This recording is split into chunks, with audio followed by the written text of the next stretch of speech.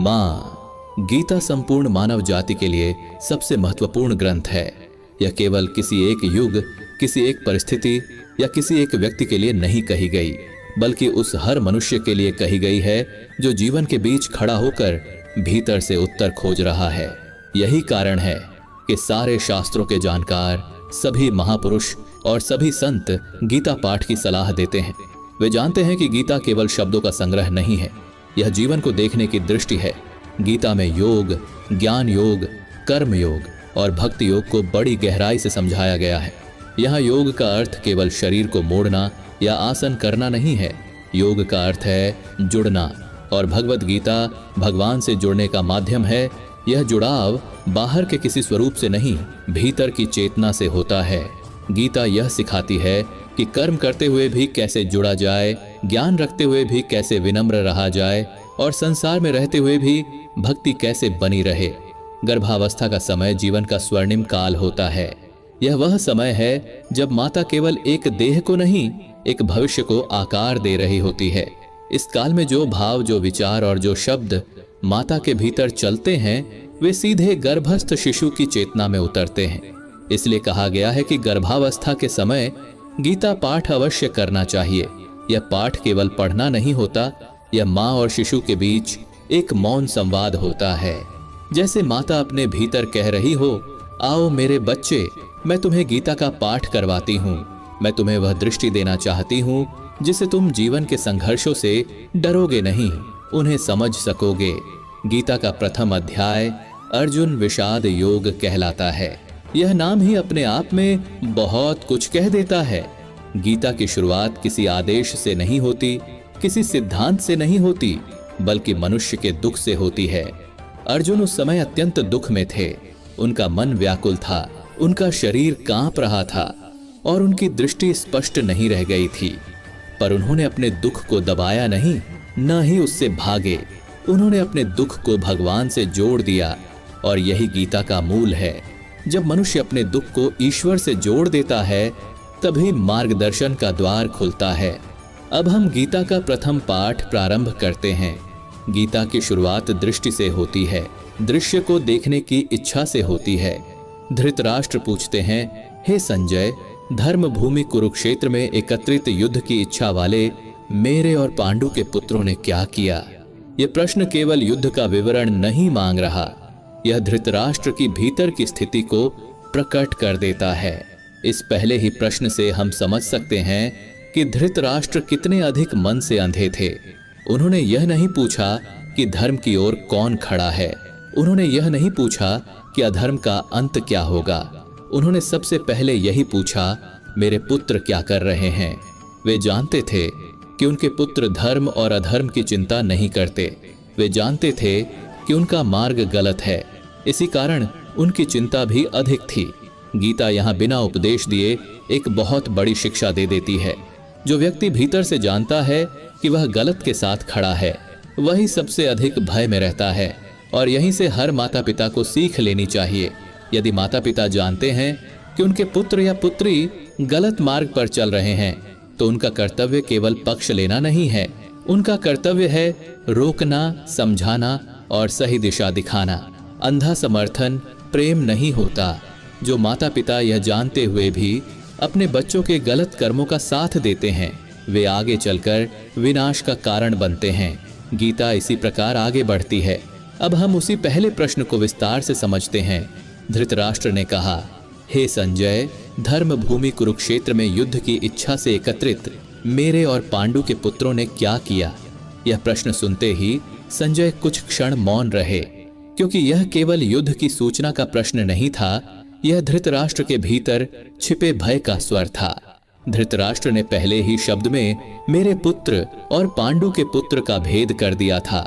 वे जानते थे कि धर्म और अधर्म के बीच यह युद्ध केवल बाहरी नहीं है, फिर भी उनकी दृष्टि पुत्र मोह से ढकी हुई थी। संजय बोले, हे राजन, जिस समय धर्म भूमि कुरुक्षेत्र में दोनों सेनाएं आमने सामने खड़ी थीं, उसी समय दुर्योधन के चित्त में एक सूक्ष्म विचलन उत्पन्न हुआ। बाहर से वह स्वयं को स्थिर दिखा रहा था, पर भीतर उसका मन आशंकाओं से भर उठा था। पांडवों की सेना की सुव्यवस्थित रचना को देखकर उसके भीतर एक बेचैनी उठी और उसी बेचैनी में वह आचार्य द्रोण के पास गया। दुर्योधन न भीष्म पितामह के पास गया, न कर्ण के पास, न कृपाचार्य के पास। वह सीधे अपने गुरु के समीप पहुंचा। शास्त्र यहां मनुष्य के स्वभाव को उजागर करता है। जब व्यक्ति भीतर से अस्थिर होता है तब वह सबसे पहले उसी को प्रभावित करना चाहता है जिसके निर्णय से परिणाम बदल सकता है। दुर्योधन ने कहा, हे आचार्य, आपके बुद्धिमान शिष्य द्रुपद पुत्र धृष्टद्युम्न के द्वारा सुव्यवस्थित की गई इस पांडवों की सेना को देखिए। इन शब्दों में केवल सेना का उल्लेख नहीं था।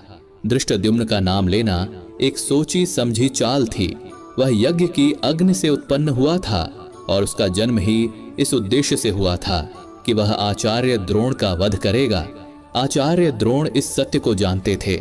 दुर्योधन भी इसे भली भांति जानता था, इसलिए उसने उसी नाम से बात आरंभ की ताकि आचार्य के मन में छिपा हुआ आक्रोश जागृत हो जाए और युद्ध के समय उनके भीतर कोई करुणा या मोह शेष न रह जाए। यहाँ गीता मनुष्य के मन की गहराई को बिना कहे प्रकट कर देती है। दुर्योधन का उद्देश्य केवल सूचना देना नहीं था, वह गुरु के मन को अपने पक्ष में मोड़ना चाहता था। वह जानता था कि जहां गुरु का मन डगमगाता है वहां सेना की दिशा भी डगमगाने लगती है। इसके बाद दुर्योधन पांडवों की सेना के वीरों का परिचय देने लगा। उसने कहा, उस सेना में भीम और अर्जुन के समान पराक्रमी महारथी हैं। विराट हैं, महाराज द्रुपद हैं, धृष्टकेतु हैं, चेकितान हैं, बलवान काशीराज हैं, कुंती भोज हैं, उत्तमौजा हैं, सुभद्रा पुत्र अभिमन्यु हैं और द्रौपदी के 5 पुत्र भी महारथी हैं। बाहर से यह वीरों की सूची लगती है, पर भीतर यह भय का विस्तार है। जितना अधिक दुर्योधन गिनाता है उतना ही स्पष्ट हो जाता है कि पांडवों की शक्ति उसके मन में कितनी गहराई से बैठ चुकी है। शास्त्र यहाँ सिखाता है कि मनुष्य जब अपने विरोधी की शक्ति को बार बार गिनाने लगे तो समझ लेना चाहिए कि वह भीतर से आशंकित है। फिर दुर्योधन अपनी ही सेना का वर्णन करता है। वह कहता है, हे आचार्य, हमारी सेना में आप स्वयं हैं, पितामह भीष्म हैं, कर्ण हैं, संग्राम विजयी कृपाचार्य हैं, अश्वत्थामा हैं, विकर्ण हैं, सोमदत्त के पुत्र भूरिश्रवा हैं और अनेक ऐसे शूरवीर हैं जिन्होंने मेरे लिए जीवन की आशा तक त्याग दी है। वे सब अस्त्र शस्त्रों से सुसज्जित हैं और युद्ध में निपुण हैं। यहाँ दुर्योधन अपने शब्दों से अपने मन को ढांढस बंधाने का प्रयास करता है। वह कहता है कि भीष्म पितामह द्वारा रक्षित हमारी यह सेना अजय है और भीम द्वारा रक्षित पांडवों की सेना को हम सहज ही जीत लेंगे। पर शास्त्र यहीं ठहर कर संकेत करता है, यह आत्मविश्वास विवेक से उत्पन्न नहीं है, यह मद और द्वेष से उपजा हुआ अति आत्मविश्वास है। अति आत्मविश्वास प्रायः पतन का कारण बनता है। जब मनुष्य अपनी शक्ति को ही सब कुछ मान लेता है तब वह उस शक्ति के मूल स्रोत को भूल जाता है। अनैतिक व्यक्ति अपने बल के मद में ईश्वर को भी भूल जाता है। दुर्योधन भी यही भूल कर रहा था। वह अपनी सेना को ही अपना आधार मान बैठा था। इसके विपरीत पांडवों की ओर देखो, वे अपनी शक्ति को केवल बाहरी नहीं मानते थे। इसीलिए जब पांडवों की सेना में शंखनाद होता है, जब नगाड़े, ढोल, मृदंग और नरसिंह एक साथ गूंज उठते हैं, तो वह केवल युद्ध की घोषणा नहीं होती, वह धर्म के पक्ष में खड़े होने की ध्वनि होती है।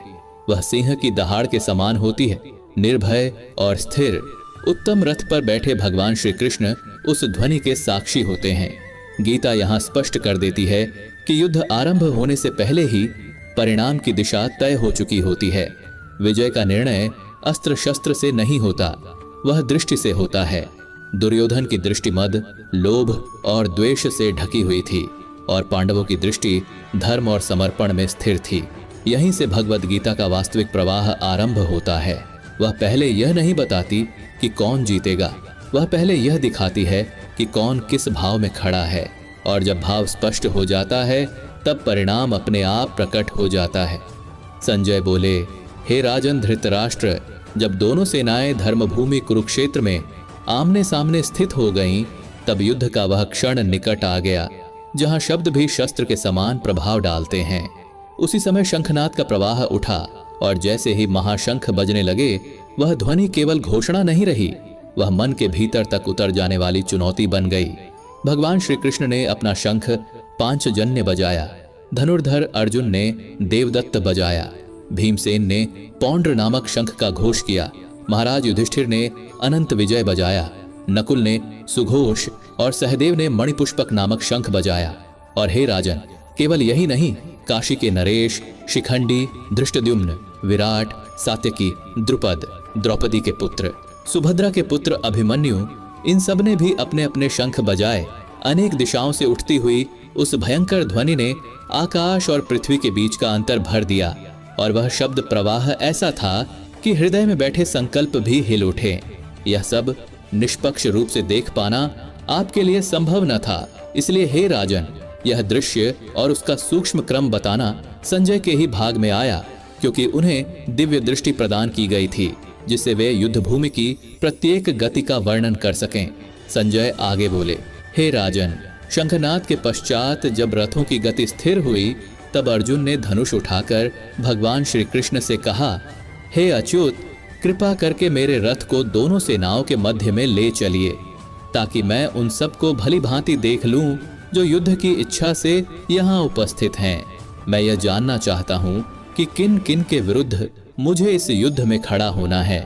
अर्जुन का यह कहना केवल देखने की इच्छा नहीं था, वह अपने भीतर उठती उस गंभीर घड़ी को समझना चाहता था, जहां मनुष्य को यह पहचानना पड़ता है कि सामने खड़े लोग केवल शत्रु नहीं होते, वे कभी कभी अपने ही होते हैं, और वही सबसे बड़ा परीक्षण बन जाते हैं। जैसे जीवन में भी जब अपने ही विरोध में खड़े दिखाई देते हैं, तब मन भीतर से कह उठता है कि इस कठिन समय में कौन सत्य की ओर है और कौन केवल आग्रह की ओर, और इसी पहचान के बिना निर्णय लेना मनुष्य के लिए असह्य हो जाता है। संजय बोले, तब अर्जुन के वचन के अनुसार भगवान श्री कृष्ण ने उस उत्तम रथ को दोनों सेनाओं के बीच ले जाकर भीष्म और द्रोणाचार्य के सामने स्थिर कर दिया, मानो अर्जुन को उसी स्थान पर खड़ा कर दिया हो जहां दृष्टि का भ्रम टूटे और सत्य का भार सीधे हृदय पर उतरे। फिर भगवान श्री कृष्ण ने कहा, पार्थ देखो, ये सब युद्ध के लिए उपस्थित हैं। और तब अर्जुन ने दोनों ओर दृष्टि डाली। उसने वहां पितरों को देखा, आचार्यों को देखा, ताऊ चाचाओं को देखा, दादाओं को देखा, गुरुजनों को देखा, मातुलों को देखा, भाइयों को देखा, पुत्रों को देखा, पौत्रों को देखा, सगे संबंधियों को देखा, मित्रों को देखा, और अपने ही रक्त बंधन की वह समस्त परंपरा देखी जो उसके जीवन की जड़ थी। हे राजन, वही क्षण था जब कुरुक्षेत्र केवल युद्ध भूमि नहीं रहा, वह अर्जुन के अंतःकरण का क्षेत्र बन गया।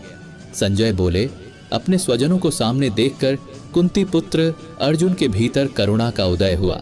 उसका शरीर जैसे भीतर से ढीला पड़ने लगा।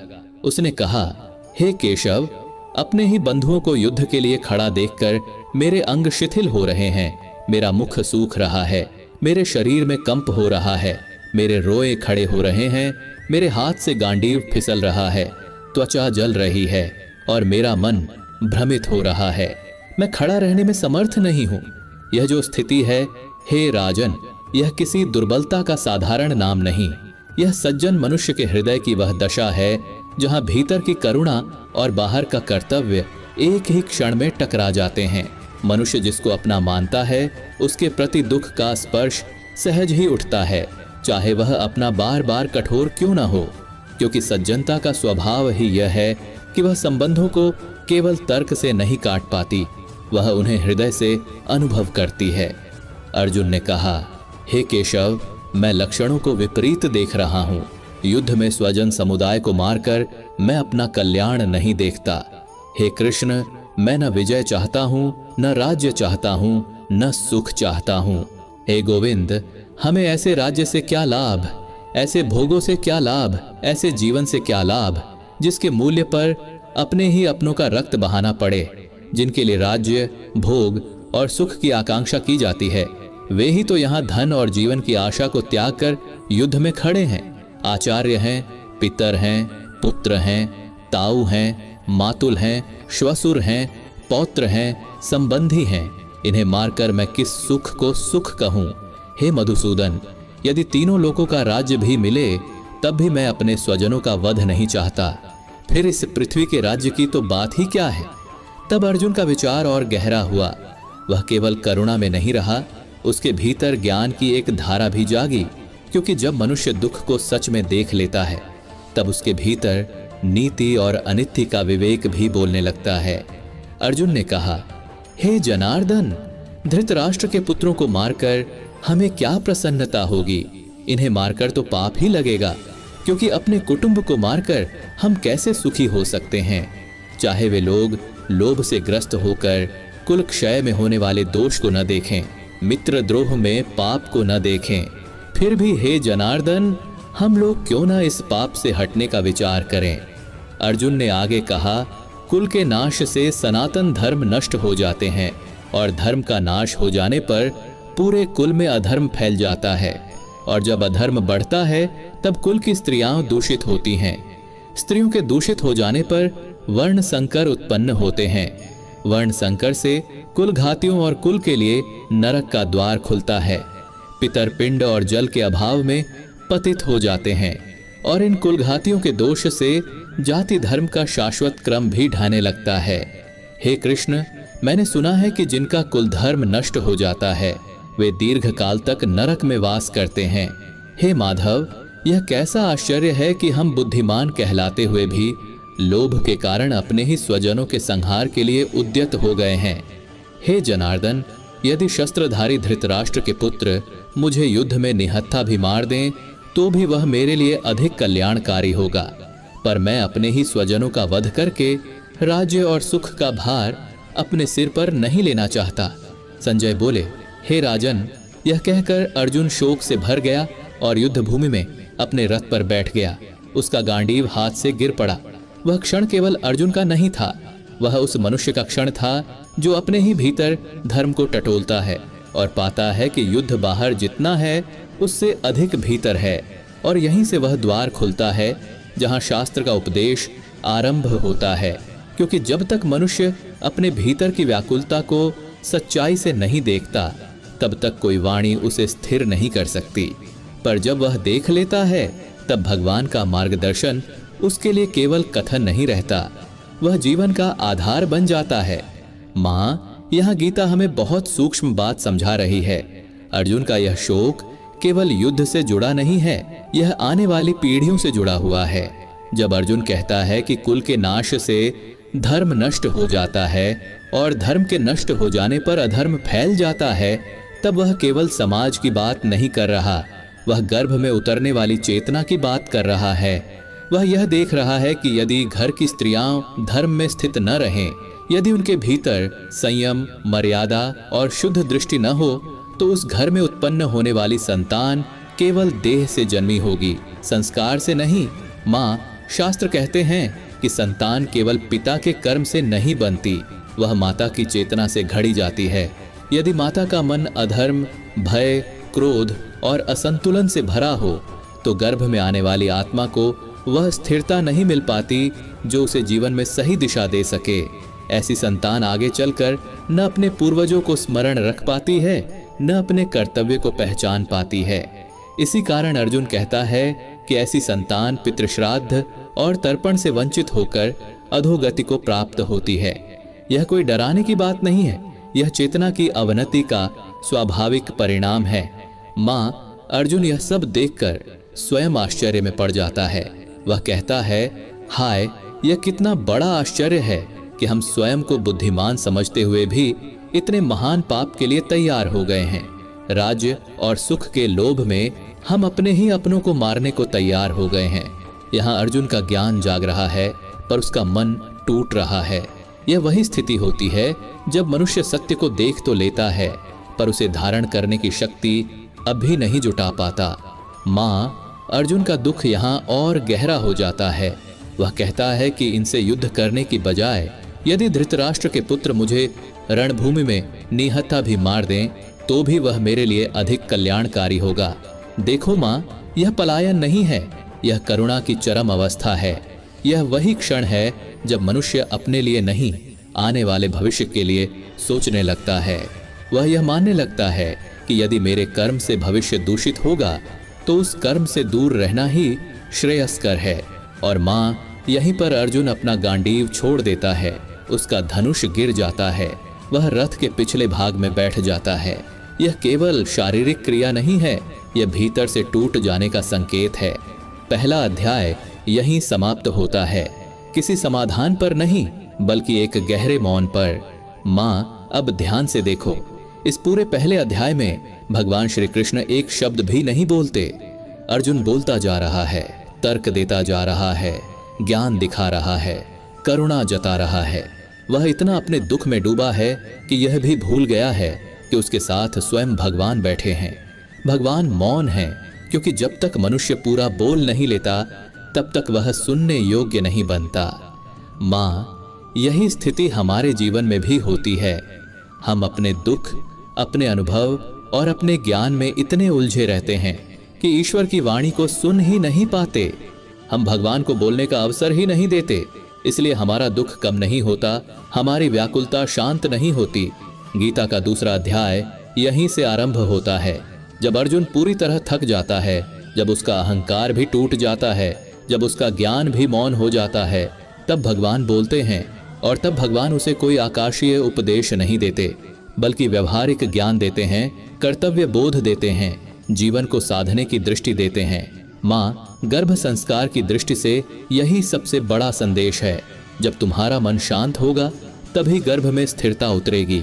जब तुम्हारा चित्त धर्म में स्थित होगा तभी संतान में संस्कार उतरेंगे। गीता का यह मौन अध्याय यही सिखाता है कि पहले भीतर को स्थिर करो, फिर ज्ञान को आने दो। यही संस्कार है, यही गीता का गर्भस्थ संदेश है। भगवान श्री कृष्ण बोले, हे पार्थ, तुम जिस व्यथा से ग्रस्त हो वह किसी साधारण मनुष्य की नहीं है। यह उस हृदय की पीड़ा है जो करुणा से भरा है। इसलिए मैं तुम्हें यह नहीं कहूंगा कि यह व्यथा गलत है, पर मैं तुम्हें यह अवश्य दिखाऊंगा कि यह व्यथा किस अज्ञान से जन्मी है। भगवान ने आगे कहा, तुम जिनके लिए शोक कर रहे हो उन्हें तुम नष्ट होने वाला मान रहे हो।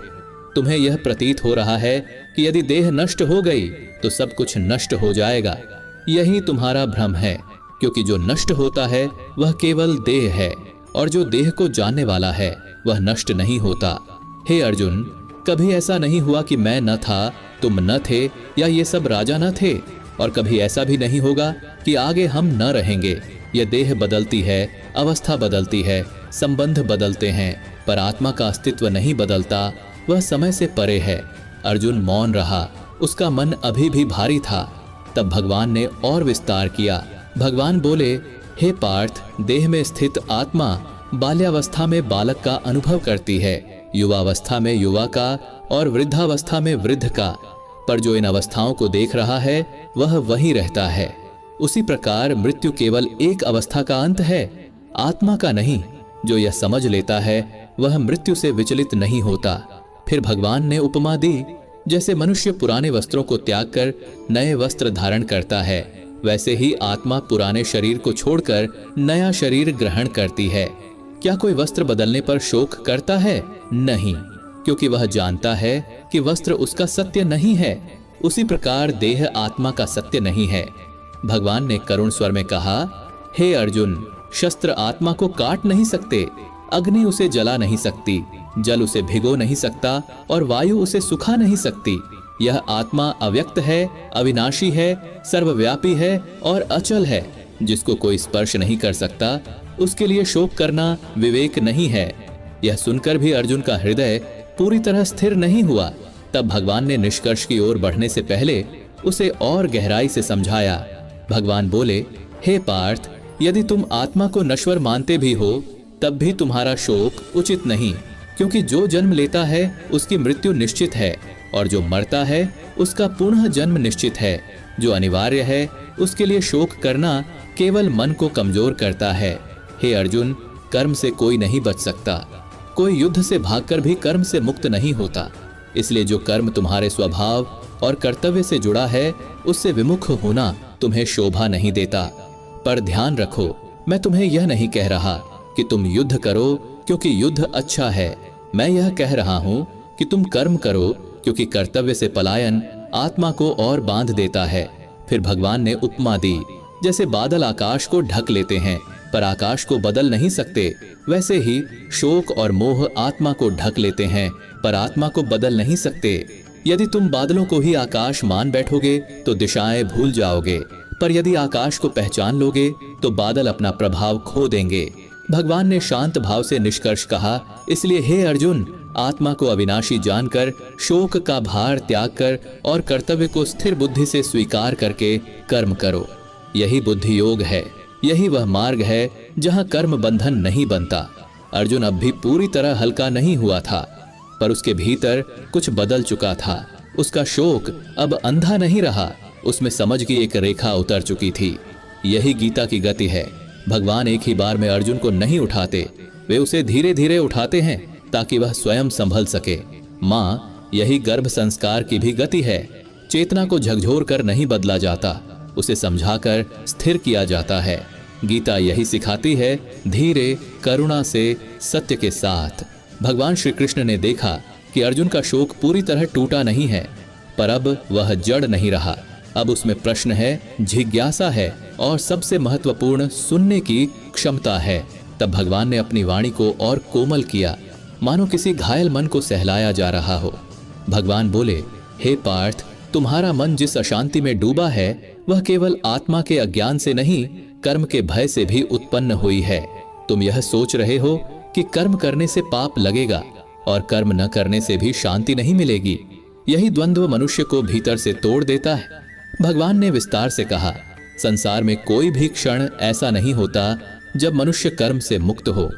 तुम युद्ध भूमि छोड़कर वन में भी चले जाओ, तब भी कर्म तुम्हें नहीं छोड़ता।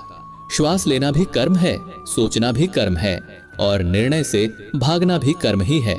इसलिए प्रश्न यह नहीं है कि कर्म किया जाए या नहीं, प्रश्न यह है कि कर्म किस भाव से किया जाए। हे अर्जुन, जब कर्म फल की इच्छा से किया जाता है तब वही कर्म बंधन बन जाता है, और जब वही कर्म कर्तव्य बोध से किया जाता है तब वह मुक्त करता है। तुम अभी जिस पीड़ा में हो वह इस कारण है कि तुम कर्म को फल से जोड़कर देख रहे हो।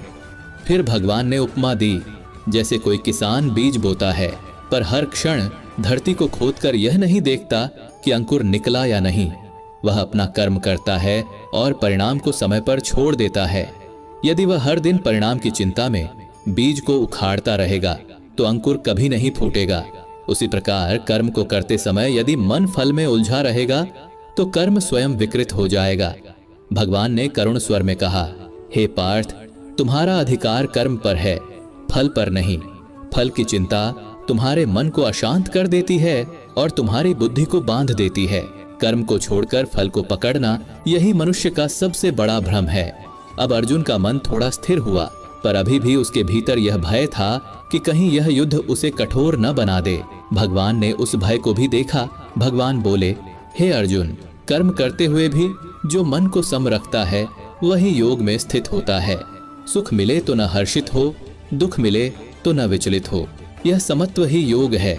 योग का अर्थ संसार से भागना नहीं है, योग का अर्थ है संसार में रहते हुए भीतर संतुलित रहना। फिर भगवान ने उपमा दी, जैसे दीपक तेज हवा में कांपता है, पर जब उसे कांच से ढक दिया जाता है तो उसकी लौ स्थिर हो जाती है। उसी प्रकार जब मन ज्ञान से ढक जाता है तब संसार की हवा उसे डगमगा नहीं पाती। भगवान ने निष्कर्ष की ओर बढ़ते हुए कहा, इसलिए हे पार्थ, आत्मा को जानकर बुद्धि को स्थिर करके और फल की आसक्ति त्याग कर कर्म करो। यही कर्मयोग है, यही वह मार्ग है जहां कर्म पाप नहीं बनता और त्याग पलायन नहीं बनता। अब अर्जुन का शोक पूरी तरह मौन में बदल चुका था। वह अब तर्क नहीं कर रहा था, वह भीतर से सुन रहा था। उसके भीतर पहली बार यह भाव स्पष्ट हुआ कि भगवान उसे युद्ध के लिए नहीं, जीवन के लिए तैयार कर रहे हैं। भगवान ने आगे कहा, हे अर्जुन, जब बुद्धि इस प्रकार स्थिर हो जाती है तब मोह स्वयं छूटने लगता है। तब मनुष्य न तो विजय से बनता है और न पराजय से टूटता है। वही स्थिति स्थिर प्रज्ञ कहलाती है। माँ, अब इस बिंदु पर है हम इस यात्रा को यहीं विराम देते हैं। यहाँ तक आते आते अर्जुन का शोर थम चुका है और उसके भीतर सुनने की शांति उतरने लगी है। अब भी उसका दुख पूरी तरह समाप्त नहीं हुआ है, पर अब वह अंधा नहीं रहा। अब वह जानने लगा है कि समस्या बाहर की नहीं थी, समस्या दृष्टि की थी। यही गीता की गति है। पहले मन को थामना, फिर बुद्धि को स्थिर करना और अंत में कर्म को शुद्ध करना। माँ, इस क्षण को अपने भीतर ठहरने दो। गर्भ में पल रही चेतना के लिए यही सबसे बड़ा संस्कार है, शांति में ठहरना। जब माता स्वयं भीतर से शांत होती है, तभी शिशु के भीतर भी संतुलन उतरता है। गीता हमें सिखाती है कि हर उत्तर तुरंत नहीं मिलता, कुछ उत्तर मौन में पकते हैं। अब अगली यात्रा में यहीं से आगे भगवान श्री कृष्ण अर्जुन को बताएंगे कि स्थित प्रज्ञ पुरुष कौन होता है, जिसकी बुद्धि डगमगाती नहीं, जो सुख दुख में समान रहता है और जो कर्म करते हुए भी बंधन में नहीं पड़ता। वहीं से कर्म योग और जीवन की व्यवहारिक समझ और गहराई से खुलती है। माँ, आज के लिए बस इतना ही। इस शांति को अपने भीतर बनाए रखो। इस वाणी को केवल सुनो मत, उसे महसूस करो। यही गर्भ संस्कार है, यही गीता का वास्तविक उपहार है। यदि यह यात्रा तुम्हारे मन को स्पर्श कर रही है, तो इसे आगे बढ़ाने में हमारा साथ दो। इस संदेश को उन माताओं तक पहुंचाओ जो शांति और संस्कार की खोज में हैं। चैनल को लाइक, सब्सक्राइब और शेयर करना केवल औपचारिकता नहीं है, यह इस शांति को और लोगों तक पहुंचाने का माध्यम है। माँ, शांत रहो, स्थिर रहो। अगली यात्रा में फिर मिलेंगे।